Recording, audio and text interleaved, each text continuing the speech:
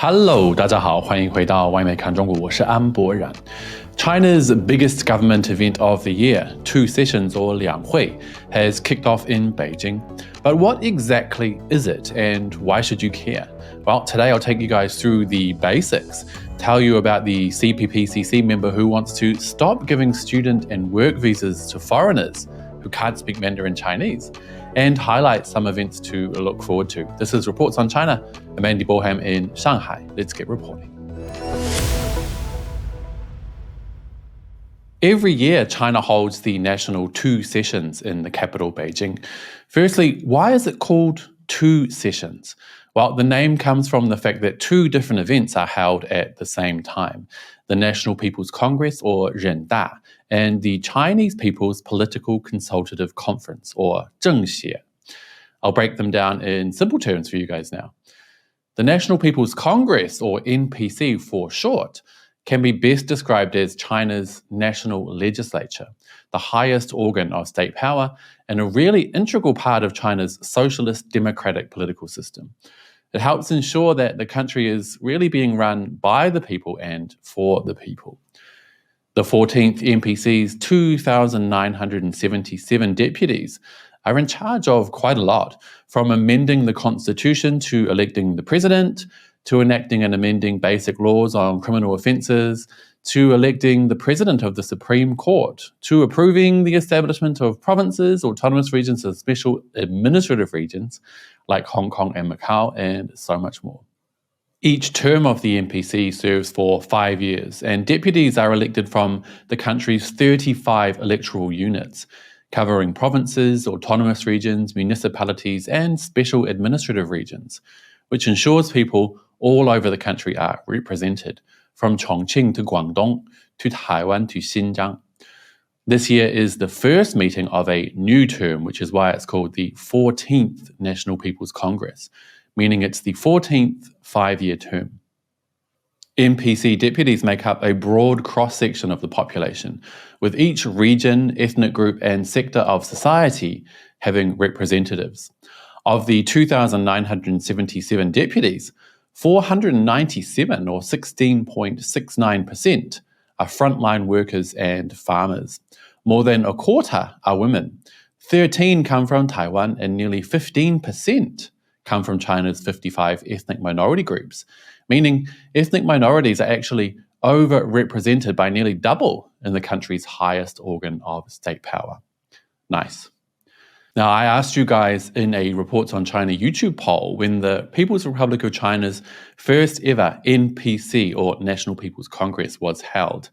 And the results aren't very good, I'm afraid. A massive 91% of you were wrong. 63% of you said it was in 1949, 21% said 1952, and only 9% chose the correct answer, which is, of course, 1954, when the first NPC was held in Beijing. No worries, it's not a biggie, you guys, but it does go to show that you need to watch this video right until the end.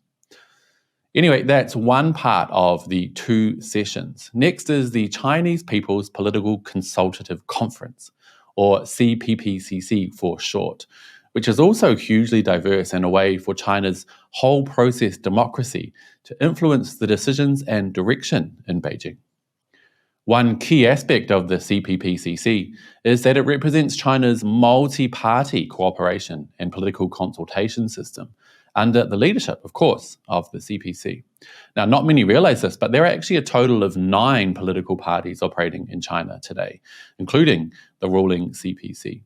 They're all represented at the CPPCC as part of two sessions, with the vast majority of this term's 2,172 members, or 60.8%, non-CPC members. Again, all of China's 56 ethnic groups are represented, with an average age of 56.6. The vast majority, 93.8%, hold university degrees, so they're an educated bunch as well.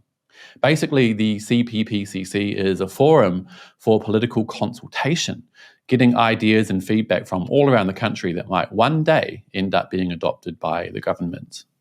Important functions include political consultation and participation in state and government affairs. Like the NPC, Members of the CPPCC serve a 5-year term and meet once a year. Now, one of the interesting things that always grabs the public attention at the two sessions is the proposals that deputies and members put forward for consideration. One that I found quite interesting comes from a CPPCC member in Beijing called Zhou Xiaoping. Basically, he's calling for tougher Chinese language regulations for foreigners wishing to study or work in China, which I think is an excellent idea.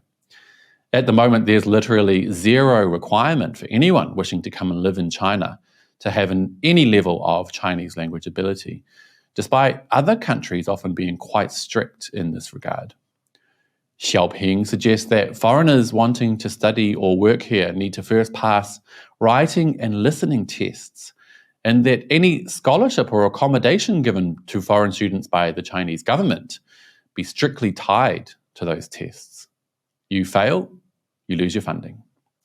Now, not many of you know this, but I actually have quite a lot of experience studying in Chinese universities, having studied at 4 in the past, including numerous terms doing intensive Mandarin and then my master's degree at Fudan University. So I know from first-hand experience just how slack and disinterested so many foreign students in China are. Now, not all, of course, but so many of my former classmates literally just secured Chinese government scholarships so that they could come and party and create memories for a semester or longer. They never turned up to class, partied multiple nights a week, and never really passed the exams. And it's the same for work visas. I would say a good 95% of foreigners working in China today can't even introduce themselves in Mandarin Chinese. Now, for me, this shows a lack of interest in the host country, which I find actually quite rude.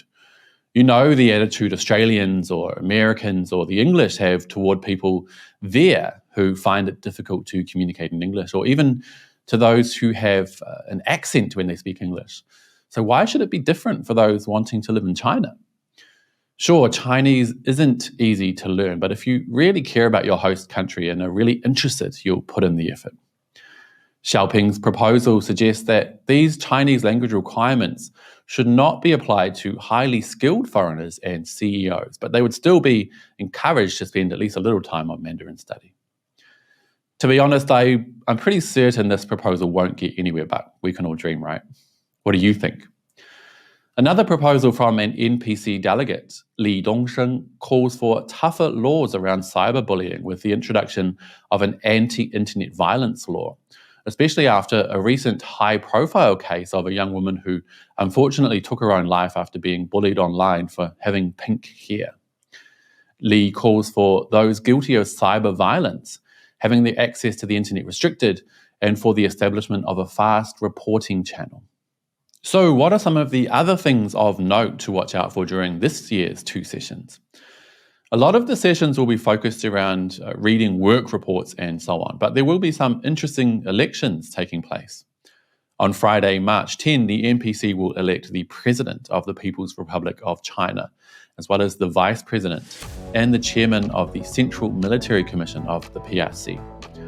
On Saturday, March 11, the deputies will decide on the candidate for Premier, elect the President of the Supreme People's Court, and elect the members of the Standing Committee of the 14th National People's Congress, who will basically act on behalf of the NPC during the year when the hundreds of other delegates are back at home. Another event of interest will be the closing meeting on March 13, when there'll be a speech by the President. Lots to look forward to. Well, that's it for today, you guys, but before we go, let's take a quick look at another Reports on China poll on YouTube. I asked you guys if voting directly for a state's leader is the only legitimate form of democracy. Quite decisive, 81% said no, and 19% said yes. Interesting.